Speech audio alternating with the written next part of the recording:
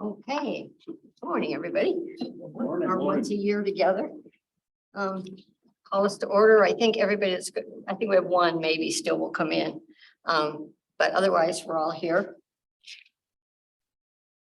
Our first order of business is to approve the minutes for August 25th, 2021, and then we had to have a special little meeting after that, September 29th, 2021. Any issues or questions with minutes? I'll move for approval for both. Okay. Second. Okay. I'm sorry. Moved by Ken, seconded by John. All in favor, say aye. Aye. Opposed? Okay. Harry, has anybody indicated that they want to make comments on Zoom or anything? No? Okay, we're good. Okay. Chris was reappointed. You with us now until March 2026. I'm willing to quit out, right? Yes, congratulations, yes. Okay, 2021 annual financial report from Christie.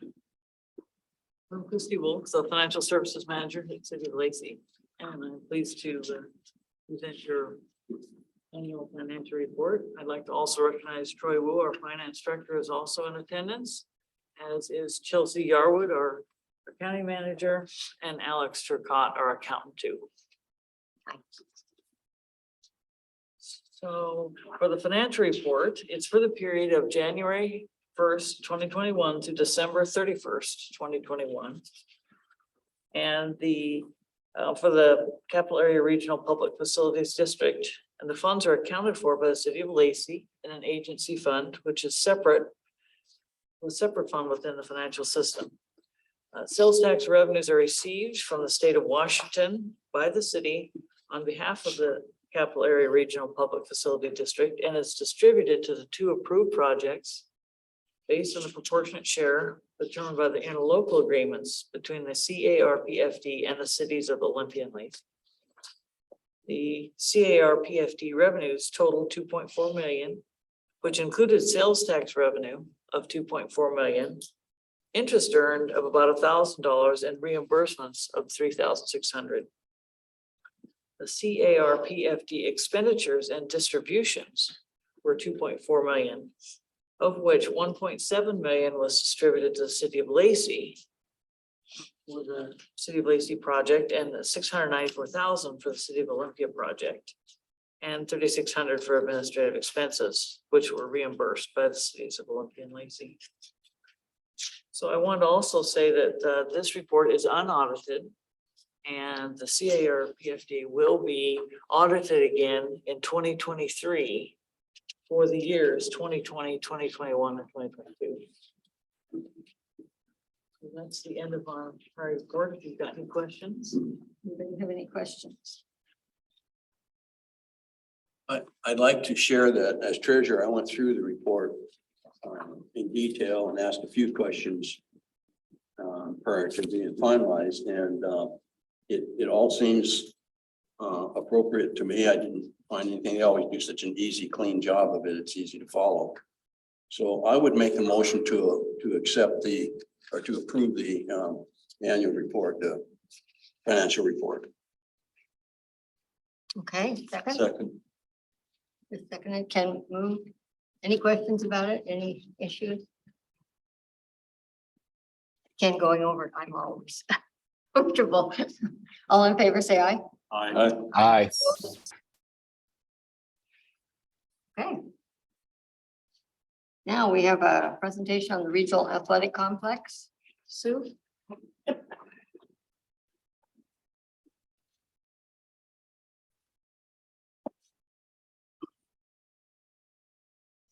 See if I cannot mess this up.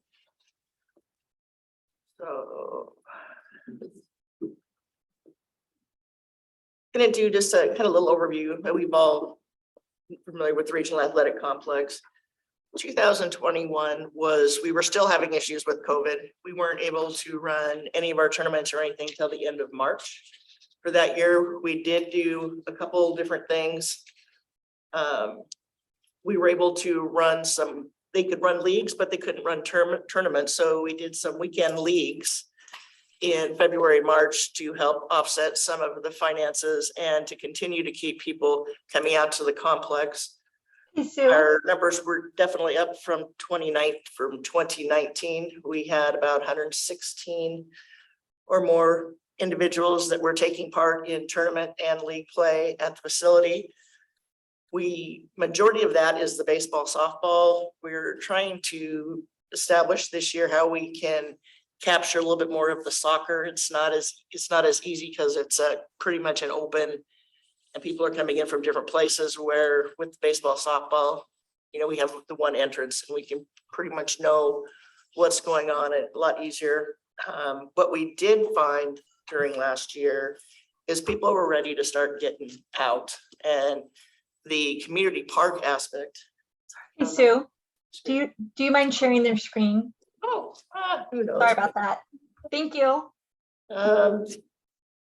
You have to minimize Sue, I think. to I don't know. Yeah, There you go. And then We- share. That's Okay. It's kind of like living on the phones. Do you want Is to, that better? yeah, do you want to just, you don't have to start your dialogue, but maybe just show the slides that they might have missed? Well, this is the only one they missed. Oh, perfect. I mean, it was the first one.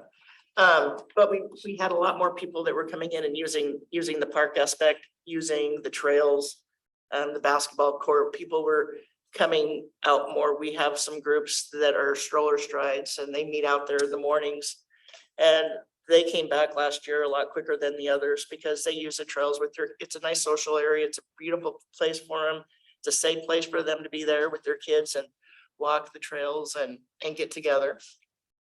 Just a quick question, and you may not know offhand, but Sure. 116,000 last year. How about 19? How does that compare to 19? Is it? Oh, no, we're still under 19. Oh, over 19. No, it's still down from 19 because we weren't able to run any of those tournaments in January, February, and March. Our first tournament was March 27th. Okay. We did do some leagues, but those don't bring in nearly the people that the tournaments bring in. Right. But this year, we're 22, we're ahead of the game quite a bit. Things have rebounded really well for us out at the complex, so that's kind of nice. Kind of another little overview. We had 54 softball and baseball tournaments. Putting that in perspective, some of them were one-day tournaments. That's why we were able to get as many. In the winter months, sometimes somebody will do a Sunday and somebody will do a Saturday. And we had some that were during the day. There was 10 total tournaments on the soccer field, but we had over 120 shelter reservations. So that's just people reserving it, wanting to come out and enjoy the park with their family, their friends, whether it be a party or a birthday, something or other, or just to get out and utilize it. We do a lot of graduations. And as I talked earlier, we did run a weekend league during February, March to get people out there. This was just kind of a fun thing I put together. We had 84 different unique users at the complex, not individuals as in a person, but whether it be Lacey Leagues or Yum High School, there was 84 different groups that utilized either the softball or the soccer fields throughout the course of last year. So we're getting a lot of people that are still wanting to come out and are still out utilizing the facility. Some of the special events, we still held 2 fun runs. We did the bus rodeo. I don't know if you're familiar with that. What that is, they bring the big charter buses and they block off the parking lot and they have to go through this route. The drivers have to drive through big dresses, so we block off all over the parking lot, and it's kind of fun to go out and watch. We did have the bearded collie show. We've had those a couple times, and the Reach the Beach does use us as their starting point for the bike portion of the event. Polyfest, which we had a couple of years ago, where 19 was back here this last year, and it was really successful, and we're glad that things like that are starting to come back into the area. For the amount of events that we had, the economic impact numbers that we received, we work in conjunction with Experience Olympian Beyond. They have an economic calculator for athletics that we send them our information and they put it through their calculator for us. But their estimate was for the economic impact was over $6 million, which was up from 3.8 in 2020. So we're definitely on the rebound, which is nice. Some of the improvements, we did finish, got the security cameras installed in the parking lot and some new ones up around in the other part of the complex. We are working on a parking lot expansion design. We will be paving the gravel parking lot, if those are familiar with. When you go in, there's that gravel right by the baseball field. Well, that's going to be paved. And it'll have lights. So this is just kind of we're still in the planning phase there. We're still getting a design, but this is kind of what it's going to end up looking like. This is the gravel. This is still to come right here.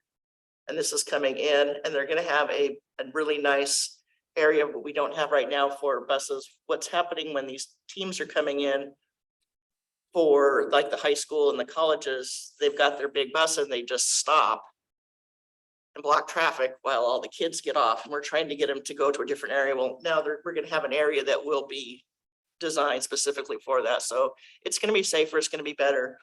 Having a parking lot there, having it paved and having it lit is going to be a huge increase in just the looks of the place and the desirability of the complex. Do you have any questions? Have we had security issues there? Yes. I would like to say no, but I can't. We're having a lot of graffiti right now. People lot are of what? tagging graffiti. They're liking to tag it quite a bit. We have, especially in the gravel parking lot, I mean, because there's no lights, no nothing. If it's a dark tournament, we have cars that are getting broke into and some different things. And so we're hoping to prevent some of that. We're not gonna be able to prevent all of it. It just, people are just not good people sometimes. Yes. But we're hoping that will help tremendously. So we took in 6 million. What's our cost to run that? We didn't take in 6 million. That's the economic impact for the community. Oh, that's the economic impact. Okay. Yeah, the budget over there, I want to say is 1.3, 1.4. Give or take right in there. A majority of it is the M&O, the maintenance and operation. Recreation, I think is only, which is in that total number, but recreation, I think is about 200,000, 250 maybe. They've got, they do a wonderful job out there, keeping it up. And with having new complexes coming online, there's more and more of them with the synthetic. There's one down in Centralia. Tacoma's going to have it. And our guys do a phenomenal job of keeping it where it needs to be. So between that and our customer service, they're continuing to come back and play at our complex. We still have, when we can play, more inquiries than I can do, or we can do, Sean can do in the baseball, softball complex. And we're getting a lot of different users out in the soccer. We've got lacrosse. We've had a bunch of flag football. Rugby is going to be out there. We've got a couple of organizations that are wanting to kind of use us as their home, and we're trying to work with them to get that established. And if we can, it'll be a real neat addition. Yeah. So we have tagging and that stuff, but we haven't any problem with anybody trying to decide they want to live there. No, well, no, because Brian does a really good job. We lock all the gates afterwards. We have security that comes through. He has had to kick people out, but it's not been A big problem. no, because he's pretty good about kicking them out, then locking the gates. So there's nobody that's been staying there for any length of time so far. Good. Yeah. Knock on wood. So, and having the mushroom festival or mushroom place gone smells a lot better. Yes. A lot more inviting. Yeah. Yes. Anybody have any other questions of Sue? Thank you so much. Thank you. It's good to see it coming back, but I think It is. we all got so tired of being closed in. that we- Yep.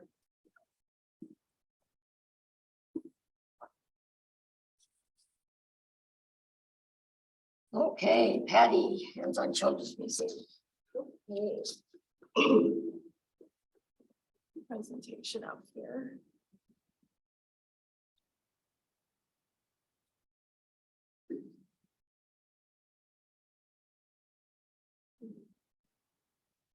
Okay, on Zoom, can you see that? We can, thank you. Okay. All right, so last year, just like Sue, we were sharing that 2020 was a big impact year. And then last year we started to regrow our visitation. And so when I reported last year, we always look at everything from our 2019 year. And we had about 315,000 visitors in 2019. As of my report last year, we had 122, but by year end, it was about 150. We figured we were about half of what we were in 2019. And so one of the interesting things about last year is as we began to build our visitation back, I don't know if you remember me telling you that we were extremely overcrowded prior to COVID. COVID was an overcrowded tool. And so as we began to rebuild, we realized that the world is a different place now. The tolerance for crowded spaces is different.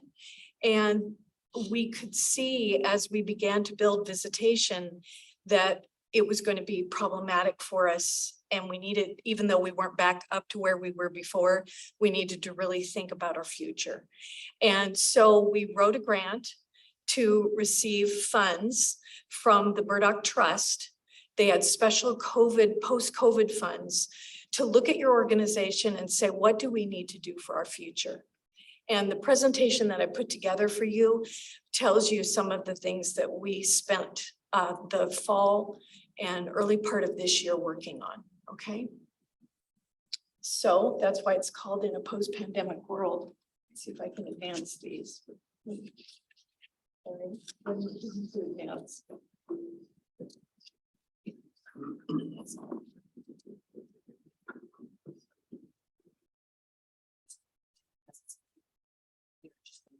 Scroll, perfect, okay. No, I got it, thanks. So obviously, we feel we've been a pretty lucky place. I just got back a few months ago from the national conference, and I will tell you that we're doing far better than many museums around the nation.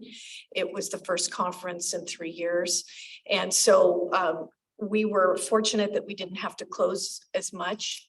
I think last year, I think it's in the notes that I told you that Seattle actually just reopened in the last couple of months. They were closed for more than 2 years. And Portland Children's Museum dissolved completely. So we feel good about that. And this year, just so you know, we anticipate that we'll end the year about 275,000, so significantly more than last year's 150. And here's what's interesting. The difference is not in the daily visitation, which is why we're feeling the pressure of recrowding. It's in our private event rentals because not all of the events haven't come back. And it's also in the museum's major events. For example, we're not doing our quarterly adult swim nights. And some of our bigger events, we've changed the format because we want to reduce crowding. The camps preschool enrollment is record breaking. Field trips have just restarted. Our outdoor space is more popular than ever because people feel safe outdoors. And as I said, tolerance for crowding is limited. It's not going. Whoops. In terms of feeling fortunate, one of the strategies that I shared with you last year is that we really took advantage of all pandemic funding, but we worked hard not to spend it. So our cash reserves in 2021 were higher than they were pre-pandemic, and that's continued this year. We've been very careful because we don't know what's going to happen next, if there will be another wave. We've been following from the beginning a cultural researcher who does a lot of research nationally and predicts when cultural institutions will be back up. And I have to tell you, last year, she predicted that by the end of 2022, they would just be under. And last year, I remember saying, no, we'll be above. But here we are, and we're following the national trends. So that's a little bit interesting to think about. This is just our mission and our vision. And in terms of what we want to be. We want to be the premier family learning destination. And I want to share with you that even during this COVID time, we were selected as a best of Western Washington for the second time in 5 years. Sort of shocking. And we have 3 Best of South Sound awards and Best Family Friendly Destination from Showcase Magazine. We just found out yesterday that we were ranked number 2 for the top 10 best museums for kids in Portland. And that's in part, sadly, because their children's museum dissolved. And then we have a new director of the Association of Children's Museums, and he visited the hands-on for the first time, specifically because he had heard so much national reputation about us. He came out and he said, I have to tell you, he said, I've visited 75% of the children's museums in the country. And he said, this is really special. And he said, it's incredibly surprising to me because of your location in this size of a community. And they are considering whether or not they could host a national conference with hands-on as one of the components. They've never gone that far outside the metro area. So it's really hard for them to get their mind around. So as we thought about this research that we needed to do on what our next moves would be, we took a look at our past, and we noted that the visitation has climbed 300,000 in 24 years, with more than half of that in the past 10 years. And we're now in this new building for a decade. So this is a picture, don't be frightened. This is actually this New Year's Eve. And this is with us implementing, we were at about 70% of typical visitation. But just when we were doing the ball drop, and just when you have something happening in one space, you can see what it looks like. And that's with folks, when folks were still concerned and with masks on. Here's our growth over the last 25 years. And you can see, we moved into the building in 2012. So you can see really where we are. And there was our visitation for 2021. So we have outgrown a number of facilities. That's the Capitol Campus facility in 2010. Just a reminder, that's what, before we built the new building at East Bay. And then by the time we opened, we already had lines out the door at the new museum.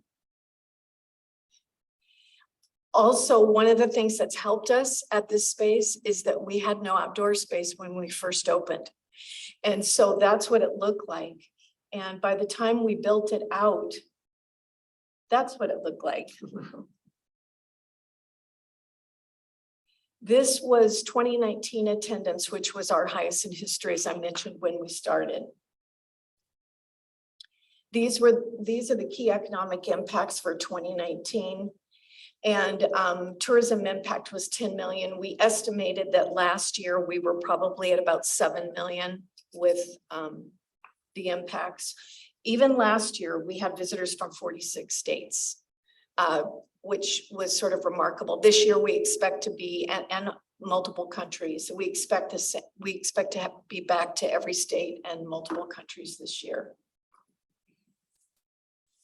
So we have the least amount of square footage of any comparable museum serving over 300,000 people. And so this shows you down, for example, San Jose on the right there. San Jose serves 350,000 and they have 52,000 square feet. When you look at Olympia, we have 28,000 square feet. So you can see that the Bay Area Discovery Museum also serves 350. Cole Children's Museum in Chicago serves 340. So we expect to be, by next year, we expect to be back up to our 315 or 320. And so we can see that the horizon is pretty short, and cramming the amount of people we do in 28,000 square feet is really problematic. We're also regionally a leader in attracting high visitation. These are all the other children's museums, along with the Museum of History and Industry, the Tacoma Art Museum. You can see their visitation down there at the bottom. So we're significantly more than other regional museums as well. Even with the changes of the pandemic, we're still they're still continuing to project growth in this region. And so we have to plan for that. We identified as part of this process our core needs, and just to serve the number of people we're serving today, we would need to double our square footage in interior square footage. And then we had other, for example, we don't have a traveling exhibit space right now. And that's something that most museums do have, is it allows you to feature a new exhibit. And so that's something that we'd really like to see in a future expansion. And then we took a look at all what we consider some of the best museums around the country, the Magic House in St. Louis, the Pittsburgh Children's Museum, the Denver Children's Museum. Denver's always been one step ahead of us in terms of expansion. So we've really watched what they've done. The largest children's museum in the country is in Indianapolis. Well, it's actually the largest in the world. The Bay Area Discovery Museum, the Pasadena Children's Museum. And I just want to point out again, if you look at this is LA. They're serving 380,000 visitors. We are not very far behind them. And Madison Children's Museum. And when we looked at all that, we said, what are the lessons learned? So these are considered the best museums in the country. They expand on average every 7 to 10 years. And as I said, we've been in our place a decade and we're really feeling it. They offer special features that they're uniquely known for. And most of them have some sort of special outdoor space. They have strong relationships with their cities and governments, and they have a high percentage of earned revenue as we do. I've shared with you in the past, right, about 75% earned revenue and 25% contributed. So we began to seriously look at the 2 parcels behind us. These are Port of Olympia parcels. We're here, this is our parking lot. And we've asked the port for a lease option on those 2 parcels. And we're in the process of solidifying that right now. They've given us the approval for that. Because we need to say, we don't want to have our options completely gone for future expansion. And so this study looked at 3 options. Adaptive reuse of the existing building. So how could we do no expansion, but just kick out the walls of the existing building and make it work? We said, could we do adaptive reuse and then duplicate the back building, which is a tall rectangle on the back? And what if we just said, we're not going to kick out the walls, but we're going to do new construction? So we looked at those 3 options. And I have to tell you, I was sure that I could figure out a way to just kick out the walls. We also got stakeholder board and staff input, so from parents and visitors of what they thought were the most problematic parts of the building and what we needed to fix. And so in terms of the option number 1 turned out to be not an option. We couldn't gain enough for the cost of the construction. And it was so disruptive that it would impact revenues for quite some time. So then we looked at adaptive reuse and a new building, which is this one back in here. And what we found is that it didn't give us enough square footage. And then we looked at full development. So what that looks like is here's the existing building. It is possible to cover a portion of this outdoor space and put a little additional 3-story building or addition to this building. Though I can tell you right now that the initial numbers are coming in not so positive. This would be the new duplicate. This would be a potential traveling exhibit and event center. And this would be our new shop, which we desperately need. We would also expand the parking lot in this model. And so it would look something like this with the expansion to the north and a bigger parking lot. What that does is it gains us 42,000 square feet of indoor space and 20,000 in the outdoors, because you would extend your outdoor space this way. So what that means when we think about the fact that we would have to double our existing public square footage from 12 to 24, of that 42, another 12 or so would be available for public square footage. And so that would allow us to grow into the future. So part of the expansion would just be able to serve those that we're serving now, and part would be for growth. And so right now our board is leaning to that bigger project because they don't want us to be back in the same position we're in. I've been there 24 years. We have outgrown 3 or 4 times since I've been there. So that's what we did for the last, that's what we spent a lot of 21 and early 22 working on. And so now the board is wrestling with timing. Obviously, we're in an interesting time in terms of inflation, et cetera, about thinking about a future expansion. But we're doing quite a lot of work around that right now.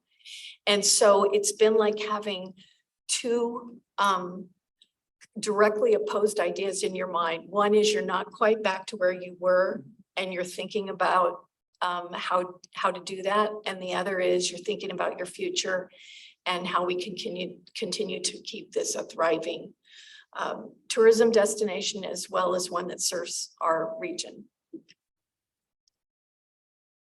So Patty, I didn't hear that corner building out, the extra building way in the, yeah, what's that? That's our shop. Okay. We have a tiny shop, maybe the size of like this section of the room. It's just impossible. We have to work outside in the alleyway. Because, you know, we're always fixing exhibits and building new things and. And I presume they're just beginning to look at funding for Oh, yeah. this expansion. Yes. Yes. So once this report was done, and truly I was surprised by, I mean, maybe I shouldn't have been given what I know, but just the new construction was so much more cost effective than trying to adaptively reuse the existing building. So that one of the great outcomes of this was really confirming that we are serving so many more people than would be considered best practice around the country. That confirmed that. Second thing was confirming that really we need to look to new construction. When we started this, we were thinking, well, could we go together with another organization and build together on that property to share the costs, et cetera. But the third thing that came out of this review is that we actually need all of that space for future development. There is an opportunity in the future to build over the parking lot. It's more problematic down there on East Bay, you know, because of the soils and everything. But that was a brownfield site that we cleaned up to build the current museum. So there's a lot of issues around that. It's still an option. So this helped us move forward to say, okay, we know what we need to do. And now the next steps are, how will we fund that? What is the right timing for that? How do we do that? We're using the tools we learned during COVID of timed admission and honestly not doing some of the things we did before in the same ways to try to make the best use of the building. Remember, we're open 7 days a week, multiple nights. So we're definitely using that building up. Patty, where are you at in terms of concerns about security? I think that's a great question. You know, I have worried about this for the last few years. Some museums have permanent security on site. We haven't felt we needed that in our community. The last few years has caused a rethinking on that. Lot has security on the plaza. So anytime the plaza is open, they have a security staff over there, and they have always been great about watching for us. They also have nighttime security. I can tell you that I am shocked that we have not been tagged. Shocked, you know, and we have a wood building, and we have a number of, we have a whole protocol around homeless individuals that live near our property. The biggest issue for us is that sometimes during the day, mental health or addiction causes some of the homeless individuals to act completely inappropriately and yell at visitors and things like that. That's been more of an issue for us. We've had some auto break-ins. Typically, it'll be like late in the afternoon or something. The museum has taken care of that for our customers. We just have decided it's a cost of doing business, and we have just taken care of it. I have a staff that every single day spends an hour cleaning up all around. Lot does the same thing. We provide coffee and knock on windows to get people to move along if they're living in their cars around the facility. So it's been challenging. And I think the next step would be, we have to think about if we want to have security, it's extremely costly. And we've definitely gotten some bids on it. The reason why I ask is because it sounds like you're considering, you know, a major facility increase. So it sounds like you've resolved that that's the right place to do it. Yeah, there's a lot of investment in this facility now, and we feel hopeful that there will be a time when we're in a different place in terms of our downtown. And, you know, I would say that our visitors feel fairly safe coming to the museum. We don't really have many complaints about that. I think the part of what I shared with you back when we were building this building is how much impact children's museums can have on bringing visitors to the downtown. And I would say we're not realizing all of that because of the problems that we have in downtown right now. And so I think there's only opportunity ahead for doing more of that. We do share a lot of visitors with the farmers market area and all. And so that's, in fact, in our surveys after surveys, one of the common second places people go in addition to their visit is to the farmers market. Also downtown, but not as much as it used to be. Any other questions? Okay, Wait, Patty. what do I need to do to get this off? There's a red button on the top, it says stop sharing. There we go.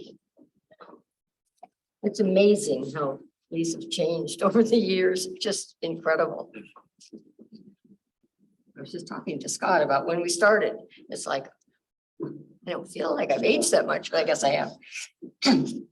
Okay, next we have the 22-23 election of officers. Ken and I are tired out from the hard work we do once a year. Anybody else have an interest in sharing this, or Secretary Treasurer? Quite comfortable with you to continuing, if you would. I would. Yeah.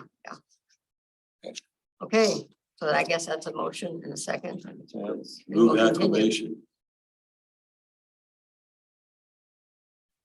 Okay, we have some terms expiring in March 1st, 2023. Ken, David and Trent. Dennis Reed, I talked to Dennis Reed. He's had some real health issues over the last year. He had to have carotid artery surgery, and Who's this? Dennis Reed. Dennis? Oh, And possible a small stroke, and now his wife is having some issues. So he is decided he just has to drop. He would love to stay till the end. You and him are the original, right. right, two representatives, and he felt really bad, but he said he just really didn't feel like he could continue to do it. So we'll need a new Lacey representative. And I presume the council will get on that. We're reaching out to the mayor. Huh? I'll reach out to the mayor. Good, good. And then, I'm assuming the others all, you want to stay on? 'cause- I'll stay on. Yeah, so, you haven't heard that anybody wants to We leave? have to, we just. I have to. You just gained your job again. So we'll need to reach out to all those communities too and get new representatives or hopefully continue the ones we've got. Anything else? Do we don't need to take any kind of action, right? This is just a notification. But if you know somebody who wants to do a Lacey representative, just let the city know. Okay? All right, if that's it, we're adjourned. Patty, that was